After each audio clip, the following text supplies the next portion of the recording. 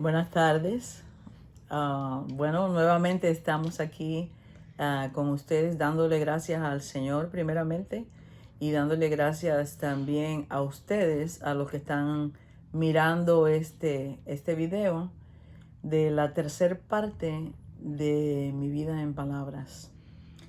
Em, la vez anterior estuvimos hablando acerca tocamos el tema del suicidio de mi mamá. Y una de las cosas importantes que estaba yo observando es que hace muchos años atrás, antes de conocer yo al Señor, cuando yo hablaba de ese tema, yo empezaba a llorar. Siempre me sentía tan triste que no podía, pero qué precioso es Dios que cuando viene, Él viene y te sana, te limpia. Y no importa qué situación hayas estado pasando en tu vida, ¿verdad? De tristeza, de abandono, de pérdida, cualquier cosa que uno haya pasado durante su vida, ¿verdad? El transcurso de la vida de uno pasan muchas cosas en el camino. Entonces, no importa cuál situación tú te hubieras encontrado, si tienes la oportunidad de llegar delante de Jesucristo y entregarle tu vida a Él, Él viene y hace una obra sanadora, te renueva completamente. Y ya las cosas que tú sentías en otros tiempos ya no las vas a sentir más. Y hay veces que las personas piensan que los sentimientos de uno son muy, tú sabes que uno es muy frío y que no está sensible a veces a los dolores de los demás. Sí, uno siente el dolor, pero no en ese desespero como cuando uno no tenía esperanza. Porque ya en esta época, después de haber conocido al Señor, ya yo puedo compartir el testimonio de las diferentes situaciones que pasé en mi vida. No voy a decir que lo voy a contar todo punto por punto, porque hay cosas que no les van a interesar ni les van a edificar tampoco, sino lo que pueda ser de bendición para otra persona. Entonces estuvimos hablando acerca del suicidio de mi madre, y entonces ahora entramos a hacer otros comentarios. Amén. Tú decías que el psiquiatra te había dicho que si como tu mamá se suicidó, tú también, si lo hacías, tu hija también le iba a pasar lo mismo.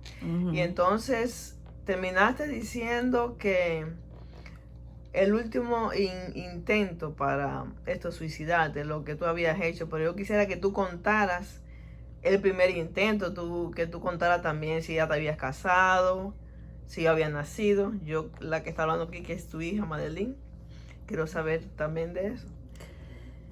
Sí, porque no pasé por alto algunas explicaciones, alguna información, pero sí hablé acerca de la muerte de mi mamá y que yo tenía 16 años, pasó el tiempo y yo me casé.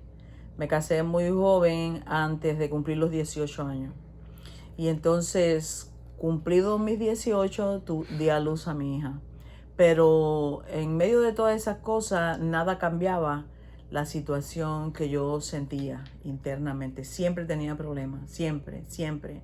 El psiquiatra me había dicho que yo tenía que acostumbrarme a vivir de esa manera, porque yo tenía un estado de ansiedad flotante, le llamaba él, que no iba a tener cura. Yo tenía que adaptarme a vivir con aquel salto en el estómago. Dice que era una dispepsia nerviosa que nunca iba a encontrar yo la sanidad.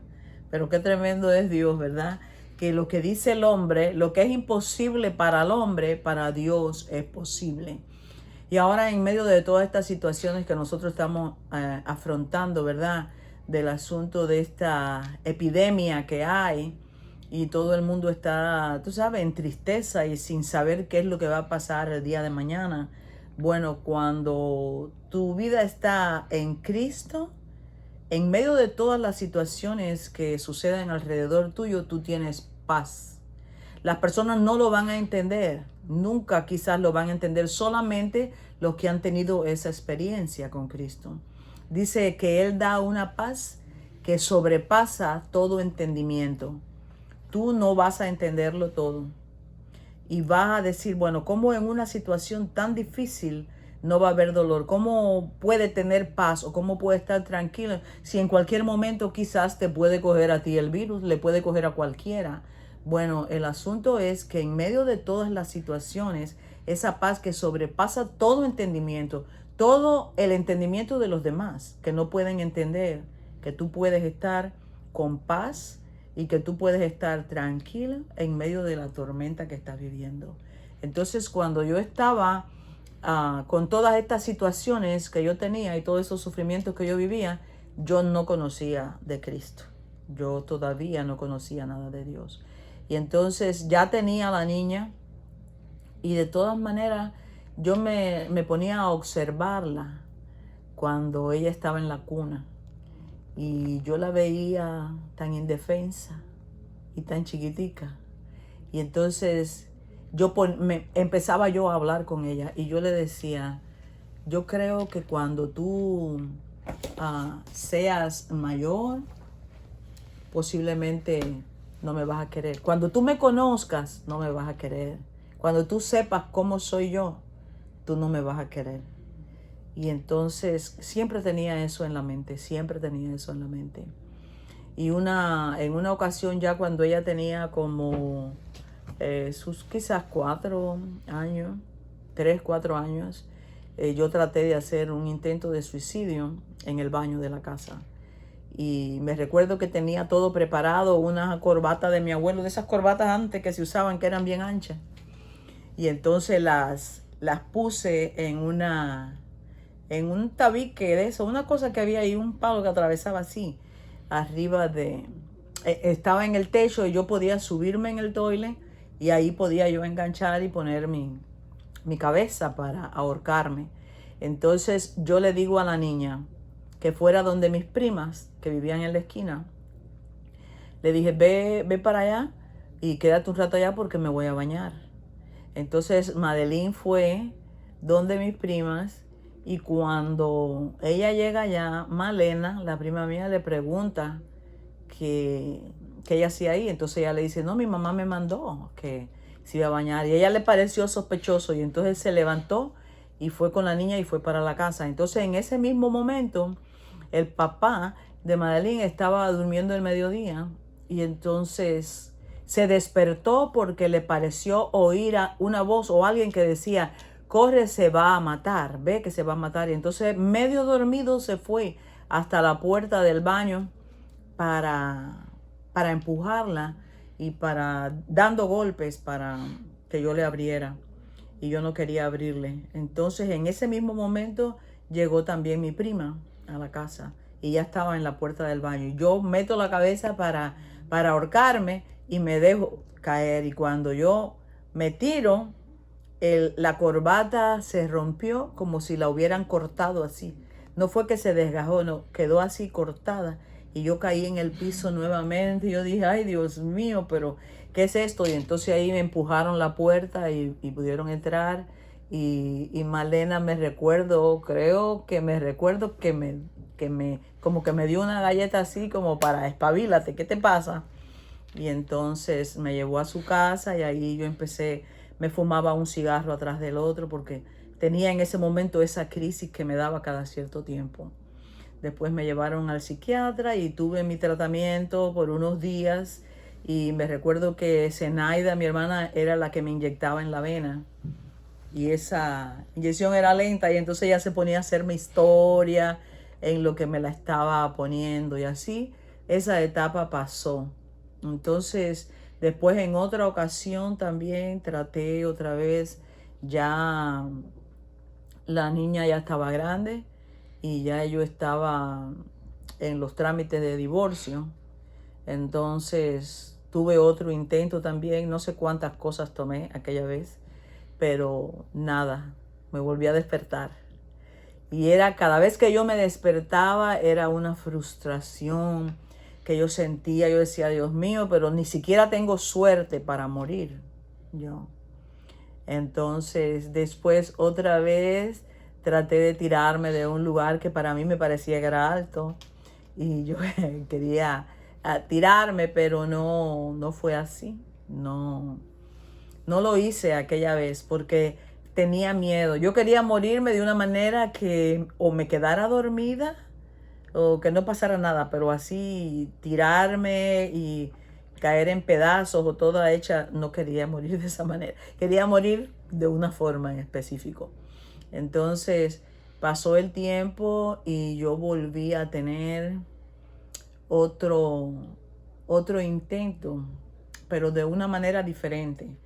Ya en esta época, Madeline ya tenía como 5 años o 6. Y entonces volvió otra vez a mi mente la misma situación y la misma situación. Entonces mi hija tenía su carácter fuerte, todavía lo tiene fuerte, pero ya tú sabes, controlado ya porque es adulta. Pero cuando era chiquita había que tomar control de ella y entonces se portó mal por algo que ella hizo y quería que yo la cambiara de ropa y yo no quería y entonces ella me dijo, ay, aquí no se puede vivir, me dijo. Pero ella, ¿qué cosa va a saber una niña de ese tamaño? Y me dijo, aquí no se puede vivir, yo quiero irme con mi papá. Entonces yo dije, bueno, yo me vi perdida en ese momento porque yo con ella me aferré a ella como si ella fuera a tomar el lugar de mi mamá. Esa pérdida que yo tuve tan grande, ya yo quise enfocar todas las cosas sobre ella. Entonces, cuando veo que ella me dice a mí, no, yo me quiero ir con mi papá, yo le digo, está bien, yo te voy a llevar. Pero ¿qué va a saber una niña tan chiquita así para decidir una cosa? Pero yo en mi corazón me sentí frustrada, me sentí como que el mundo se me venía abajo, ya lo había perdido todo, es lo que pensaba yo.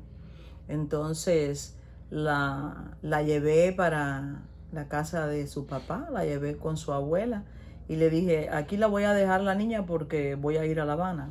Entonces cuando yo regresé a la casa, que yo la dejé en casa de la abuela, cuando yo regresé a la casa, lo que entró era un ciclón fue lo que entró a esa casa. Empecé a romper todo lo que me encontraba delante de mí. Yo me sentía frustrada, ya no tenía a mi hija, ya mi hija no quería estar conmigo. Entonces, ¿para qué quería yo estar? Entonces cogí... ¿Y qué rompiste en la casa? Todo lo que me encontré. Lo único que no pude romper fueron los sillones que había hecho Argüelles para la casa cuando yo me fui a casar. Fue lo único que no se rompió, pero ahí en fuera todo lo que yo encontraba rompía, botellas, pomos, espejos, todo lo que pudiera partirse. Entonces entré, me di un baño y me fui a la calle. Cuando yo me voy a la calle, sin dirección ninguna, salgo y me voy para la terminal de trenes. Y cuando estoy allí en la terminal de trenes, saco un ticket. Yo hoy no recuerdo para dónde fui. Solo sé que me monté ahí, que pagué un ticket para ir para no sé dónde. Y entonces cuando llegué a cierto pueblo, ahí me bajé del tren. Entonces me quedé en la estación de trenes. Yo no sabía lo que iba a hacer, solamente que estaba fuera de la casa y dije, me voy a morir de hambre ahora. Se me metió eso en la cabeza, ahora no voy a comer, ya me fui de la casa y ya me moriré dentro de unos días, pensé yo. Fíjense cómo estaba mi mente de confundida. Otra persona puede decir, bueno, pero qué estúpida, ¿verdad? Esta persona, pero solamente tú sabes cómo puede estar la mente de una persona que tiene problemas mentales, depresiones, demonios que están controlando sus pensamientos y sus cosas, y entonces se le ocurren unas ideas que solamente la persona que lo experimentó es quien lo puede decir. Entonces yo me fui, estaba en aquella terminal de trenes y pasaron días. Yo estuve varios días porque yo salía y empezaba a caminar mucho. No sé ni a dónde. Me recuerdo que llegué a un lugar y me paré en una ventana para pedirle a alguien que si tenían vaselina para ponerme en los muslos porque me había pelado y ya casi tenía sangre porque había mucho calor en ese lugar y de todo caminando y sin bañarme. Entonces me dieron vaselina y la niña estuvo hablando conmigo y le vi una deformación muy grande que tenía en los pies. Y entonces ella contándome las cosas de ella, yo miraba su situación y yo decía verdaderamente que mi situación no es tan grave como la de ella. Y entonces regresaba otra vez a la terminal y me quedaba durmiendo en la terminal. Así como están los homeless, como uno ve en la gente, los vagabundos que están así en la calle, así estuve yo unos días. Entonces después había un grupo que estaba en la misma situación y yo le daba dinero para que fueran y compraran comida. Y entonces otro grupo de vagabundos. Y se sentaban y me hacían historia de todas las cosas, de por qué se habían ido de sus hogares, cuál era el maltrato que tenían de los padres. Había uno que estaba todo jorobado de tanto golpe que le habían dado a él. Y entonces eran cosas como que Dios estaba mostrándome tanta necesidad en esos lugares, necesidades que yo nunca había vivido, experiencias que yo nunca había tenido, personas que habían estado más mal que yo y deseaban estar en su casa. Y entonces estuve hasta hablando con un muchacho porque yo llevaba varios días en ese lugar. Entonces las sandalias que yo tenía se me rompieron y andaba chancleteando una sandalia. Entonces hubo alguien que me las arregló y me llamó la persona que trabajaba, parece que era el director ahí, o el jefe, o un manager, no sé, de la terminal, que me habló y me dijo, ¿por qué tú llevas tantos días aquí? Entonces yo me quedé así y no dije nada. Y entonces él me dijo, ¿de dónde tú eres? Y yo le dije, de Ciego de Ávila. Y entonces dijo, ahora en el tren que venga, tú vas a ir para allá. Entonces cuando me monto en el tren, él le dice al conductor del tren, hasta que llegues a Ciego de Ávila, no dejes bajar a esta muchacha. A esa fecha yo estaba en mis 20 y algo, 20 y tantos años. Entonces cogió y me llevó a aquel tren hasta Ciego de Ávila. Y cuando yo iba en el tren, había unos muchachos que eran como que estaban en el servicio militar. Y había uno que decía que la madre lo había abandonado. Y cada vez que llegaba el Día de las Madres, él siempre se apartaba para llorar, aunque nadie lo veía. Porque el dolor de que la madre lo hubiera abandonado, eso no se le quitaba a él de su mente. Y entonces yo pensando que mi hija también la había dejado yo y me había ido. Entonces regresé a la casa. Cuando llegué a Ciego de Ávila, yo no sabía ir para mi casa. Mi casa está cerca de la terminal de trenes. ¿A qué distancia, Madeline, estará? Era como 6 cuadras, yo creo. Como unas 6 cuadras. Y yo no sabía ir para la casa. Y es recto. La Ajá. calle atraviesa ahí la cuadra. Sí, es recto, pero 6 cuadras derecho vas directo hasta mi casa. Pero yo no sabía. Yo estaba en el lugar, pero no lo reconocía. Entonces me fui caminando en una forma diferente. Yo me perdí, caminé contrario. Entonces me encontré a alguien en la calle que no conocía tampoco y me dijo, y le dije a la persona, yo estoy perdida, yo quiero ir a tal calle. Entonces le dije, yo vivo en Serafín Sánchez, yo quiero ir. Entonces dijo, no, eso está para allá. Y entonces me dijo, coge recto. Y entonces esa persona me indicó y yo fui directo para mi casa. Cuando yo llegué a mi casa, toqué a mi puerta y mi papá me abrió. Él no me preguntó ni a dónde tú estabas, ni qué te pasó, ni dónde viniste. Él no me hizo ninguna pregunta. Él solamente me dijo, ahí está tu hija desde que te fuiste. Entonces, cuando la niña me vio, él cogió la niña y me la acostó, me la puso en la cama. Yo entré, me bañé y me acosté. Y entonces yo había llorado tanto por todo ese tiempo que mis ojos estaban inflamados. Y entonces la niña va para la cama y me ve y me dice, se me queda mirando y me dice, ¿para eso te fuiste para La Habana? Me dijo, para venir China. Me dijo. Y entonces me dijo ella, Mima, porque en esa época ella me decía Mima. Me dijo, Mima, cuando tú te vayas, tú caminas así y yo camino así. Y tú vas caminando y yo voy también caminando adelante. Entonces, lo que ella me estaba diciendo era, si tú sales a donde quiera que tú vayas, ahí voy a estar yo. Y si vas a buscar trabajo, tú entras al trabajo y yo me siento en la puerta hasta que tú vengas. Pero ella no me supo decir con palabras, nunca más me vayas a dejar. Pero me habló de esa manera. Entonces pasó un tiempo, me volví otra vez a tener los tratamientos del psiquiatra, volví Y otra vez eso, a tú la me contaste clínica. una vez que te iban a poner en mazorra, ¿era? O te iban a dar eso, electroshock, o cómo Eso es. fue en una ocasión que yo estaba ya en La Habana, Oh, porque ya de ahí al poco tiempo yo me fui para La Habana. Y entonces, para la casa donde tu mamá donde vivió. vivía mi mamá, estaba mi hermano ahí. Y entonces yo cogí, me fui y le dije a Madeline que yo me iba para La Habana, pero que iba a venir a Que recogerla. fue lo mismo que te dijo tu Lo mamá. mismo que mi mamá me dijo, yo me voy y te voy a venir a recoger. Entonces cuando estaba allí, bueno, pasó un tiempo prudencial y después cuando ya yo empecé a trabajar, que me organicé y eso, entonces yo fui a recogerla y, y la llevé para La Habana también conmigo.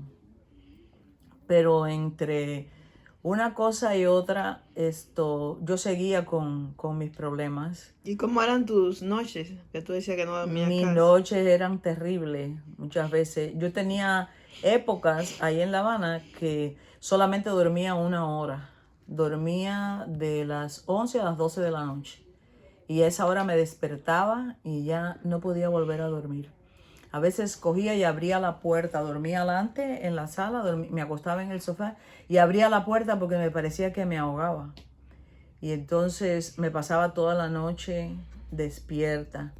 No podía comer. En esa época yo no podía comer porque era, era mucha ansiedad. Tenía que tomar líquido. Cogía un poco de leche y a lo mejor me la tomaba rápido. No podía ir al baño a veces a hacer mis necesidades porque no podía sentarme. Era algo terrible. Había alguien que me decía, no, te cierro la puerta y ahí hasta que no termines no sales del baño, porque yo no podía, no me quería bañar. Entonces durante el día me daba frío. Imagínense en mayo, como es Cuba, la temperatura en Cuba llovía y yo tapada con una colcha. Entonces, eso eran ciclos que yo pasaba, no estaba siempre así. Tenía mis días que podía estar muchos días de esa manera. Después, con las medicinas y las cosas que me daban y qué sé yo, iba entrando yo, que parecía que estaba en la normalidad. Pero para poder funcionar, ¿no? Podía ir al trabajo, pude empezar a trabajar, estuve yendo a la escuela y qué sé yo, el psiquiatra me dijo, no, tienes que hacer algo y tienes que ocuparte. Entonces, porque a mí me dio un tiempo que no quería salir a la calle tampoco, yo no quería salir afuera, no como ahora que quiero salir, pero estaba yo que no quería hacer nada. Entonces el psiquiatra dijo, no, tienes que hacer algo, tienes que ponerte a estudiar, hacer cualquier cosa. Entonces me fui a estudiar en la noche, estuve un tiempo así, después empecé a trabajar. Antes que sigas esto, quería eso, preguntarte, tú ibas siempre con un psiquiatra, ¿verdad? Que era el Ujú. que te aconsejaba. ¿Cómo era Ajá. él? El psiquiatra yo creo que estaba peor que yo. Se ponía a hablar conmigo y empezaba a revolver todas las cosas que me habían pasado, porque eso es lo que hacen muchas veces. Empezaba a hablar todas las cosas que me dolían a mí, todo lo que yo había pasado ya, se volvía a revolver todo aquello y entonces se ponía a observarme. Tenía un termo con café y estaba fumando constantemente. Y entonces me decía, ¿qué cosa es lo que tú esperas de la vida? Y qué sé yo, así, tonterías de esa hablaba. Y a veces se quemaba la punta de los dedos. Me decía, tienes que tener cuidado si cuando estés fumando que no te pase lo que a mí. Y en fin de cuentas, el pobre hombre ese murió en la consulta una vez, porque eran muchas las personas que él tenía que tratar allá. Entonces, en una ocasión, yo me puse muy mal. La niña se había ido, estaba de vacaciones. Ella iba a Ciego de Ávila. Iba para el pueblo cuando estaba de vacaciones, de vez en cuando. Entonces, yo tuve una recaída otra vez y tenía un appointment para una cita para que me vieran en Mazorra. ¿Y qué era Mazorra? Mazorra era un hospital que era para personas que estaban mal. ¿No? Era un hospital psiquiátrico que ahí cuando yo tenía una vecina que iba allí y ahí le daban electroshock. Entonces yo tenía ya me mandó el médico, me mandó para allí, me mandó esa cita porque yo tenía muchas cosas tremendas. Había veces tenía yo alucinaciones que eran quizás producto de la misma medicinas que me daban. Y a veces yo estaba acostada y me ponía a mirar para la puerta del cuarto y veía animales que entraban, que eran como unas cucarachas gigantes que tenían unas patas así. Y entonces yo veía todo aquello y yo como que me ahogaba y tenía susto y entonces iba y tiraba duro la puerta y yo sentía el ruido. En mi mente yo sentía el ruido de los animales, como caminaban allá afuera. Y entonces así me la pasaba en la madrugada y me tapaba y me daba mucho miedo todo aquello. Entonces, y otras cosas más que me sucedían también y que a mí me daba miedo contarle al psiquiatra. Cosas horribles que mis ojos veían. Y entonces me daba miedo a mí. Una vez vi una cosa tan horrible que fui corriendo a la clínica. Yo no sabía ni qué no sé si era en Las Crismas o Nochebuena, qué sé yo, no sé qué. Estábamos ya terminando el año casi. Y entonces me dijeron, pero tú no te has dado cuenta la fecha que es, ahora no va a haber turnos para esos días. Y yo le dije, no, pero yo no sabía qué fecha era. Y entonces la enfermera lo que me mandó fue que me fuera al cine a ver una película cómica y qué sé yo. Y entonces cuando dijeron que me iban a llevar para allí, yo tuve mucho miedo. Y tuve una experiencia también muy fea esa madrugada. Y que me asustó tanto que yo cogí, me vestí, me recuerdo que cogí un pantalón de mi hermano, porque más o menos teníamos el mismo size. Y cogí un pantalón que estaba así puesto en la silla y me puse una blusa y me fui. Cogí el dinero que tenía y me fui a la calle. Cuando ya estaba en la calle me sentía bien caminando, qué sé yo, y me fui a la estación de ómnibus y me fui para mi pueblo. Entonces, cuando llegué allá, le dije a mi papá todo lo que yo me sentía, que estaba muy mal, qué sé yo, y tenía miedo que me fueran a ingresar. Y entonces me libré de aquel ingreso.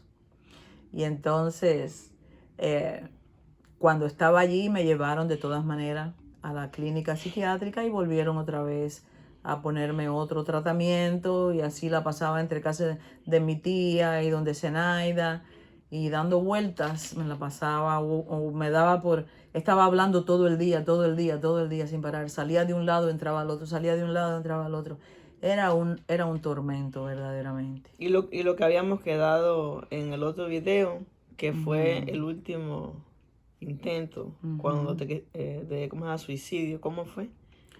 El último intento de suicidio fue como, bueno, yo había estado contando que había tomado una cantidad de pastillas numerosas, eran 350, y que había hecho una crema y me la había tomado.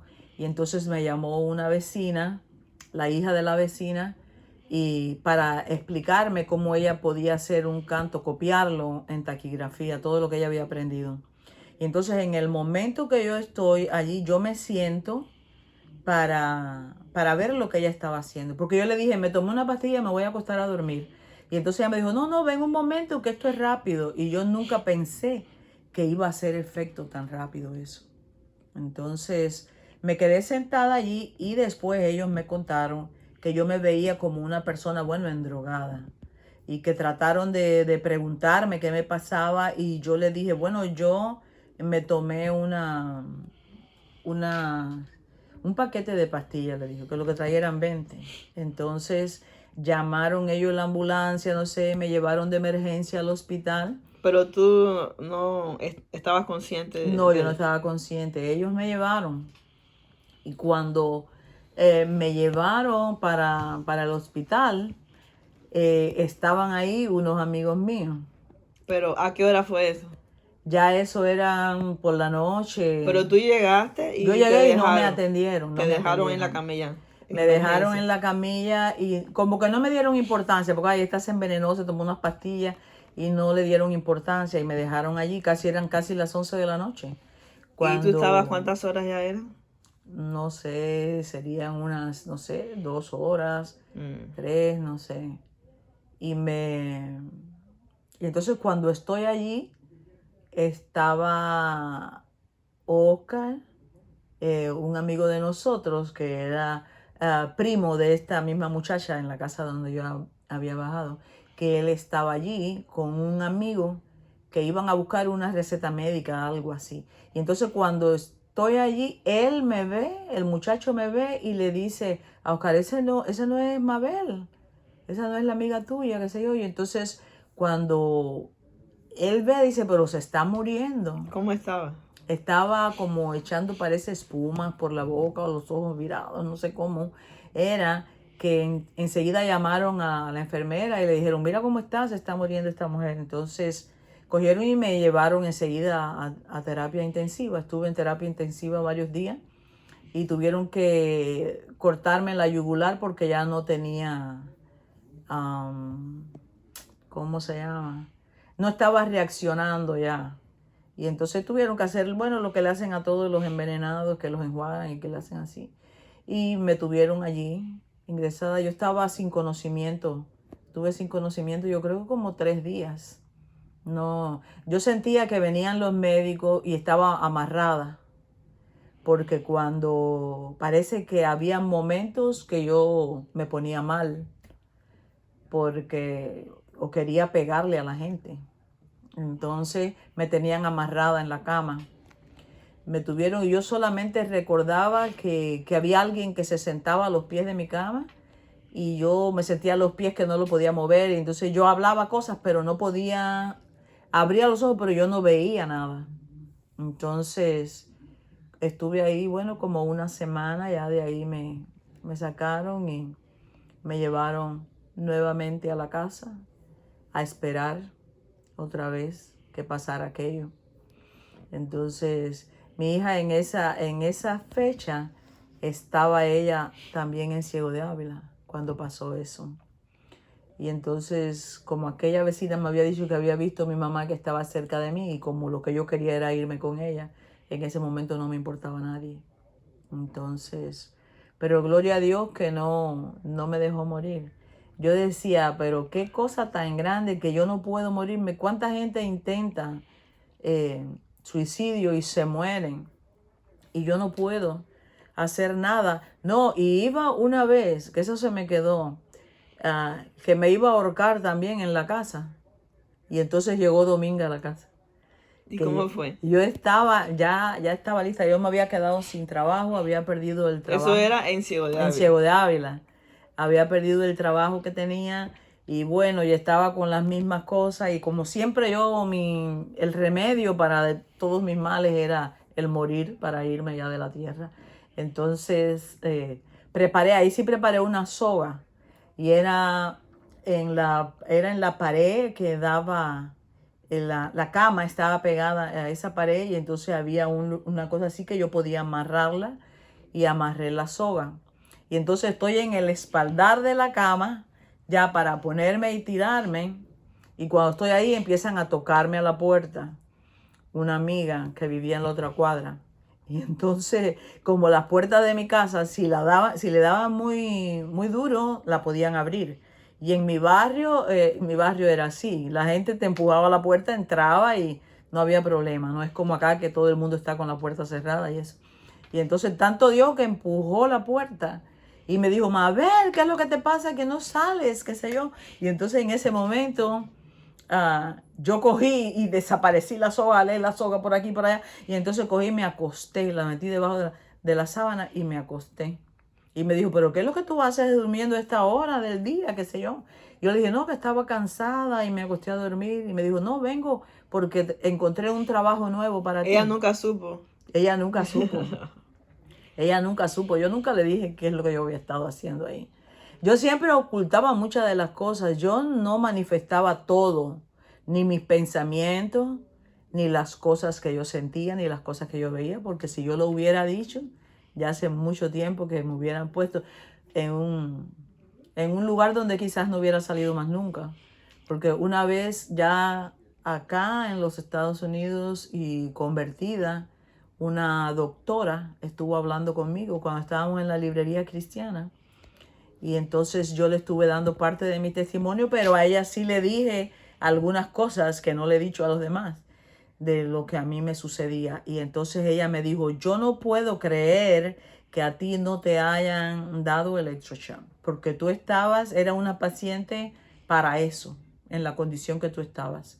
Y entonces dice ella, fue solamente la misericordia y la mano de Dios que te libró de esa situación.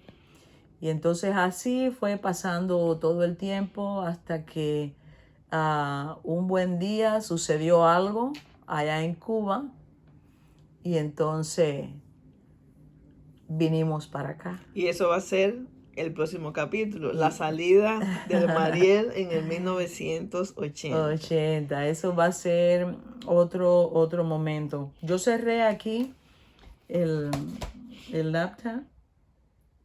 No, el iPad. Lo cerré porque parece que molestaba. Pero hay en la otra parte estuve compartiéndole una parte del Salmo 139, que llegué hasta el versículo 6, pero del 7 en adelante dice, ¿a dónde me iré de tu espíritu? Está diciendo el salmista a Dios, ¿a dónde yo me voy a ir que tú no me veas? ¿A dónde me iré de tu espíritu y a dónde huiré de tu presencia? Si subiera a los cielos, allí estás tú. Y si en el Seol hiciere mi estrado, he aquí, allí tú estás. Si tomara las alas del alba y habitare en el extremo de la mar, allí, aún allí, me guiará tu mano y me asirá tu diestra. Si dijeres, ciertamente las tinieblas me encubren de ti, aún la noche resplandece alrededor de mí, porque lo mismo te son las tinieblas que la luz. Hasta ahí vamos a dejar. El Señor, donde quiera que uno vaya, donde quiera que uno esté, Él nos ve. Él nos ve. Y nosotros no tenemos lugar donde nosotros podamos escondernos. Si nosotros decimos, aquí el Señor no me ve, Él te encuentra. Me escondo acá, yo te veo. Apago todo y aquí estoy en oscuro. Tú sabes que a las personas les gusta ponerse en lo oscuro cuando no quieren ser descubiertas. Pero eso con Dios no trabaja. Donde quiera que uno se ponga, por eso muchas veces, a veces uno le falla al Señor y a veces uno está en caminos que a Dios no le agradan. Y uno piensa, bueno, ahora nadie me ve. Bueno, Dios te ve. Por eso cuando el Señor le da la oportunidad a uno de arrepentirse, es momento para decirle al Señor, Señor, perdóname, porque donde quiera que he estado, tus ojos han estado sobre mí. No solamente para protegerme y para cuidarme, sino también para advertirme y para decirme, sal de ahí. Entonces, le damos gracias al Señor por esta oportunidad y en la próxima vez, entonces nos volveremos a encontrar si Dios lo permite. Amén. Dios les bendiga.